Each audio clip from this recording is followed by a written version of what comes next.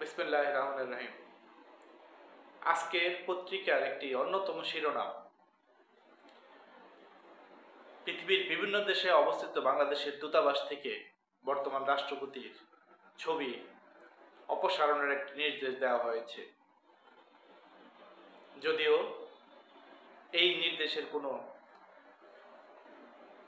লিখিত বা নির্ভরযোগ্য সূত্র পাওয়া যায়নি, তারপরেও যেহেতু পত্রিকায় মোটামুটি সব পত্রিকায় এসেছে, আমরা ধরে নিতে পারি বর্তমান রাষ্ট্রপতিকে অপসারণের হয়তো কোনো গুঞ্জনের ডালপালা ছড়িয়েছে। আমরা প্রত্যাশা করি বাংলাদেশ একটি স্থিতিশীল বাংলাদেশের থাকবে। রাষ্ট্রপতি অপসারিত হোক বা না হোক,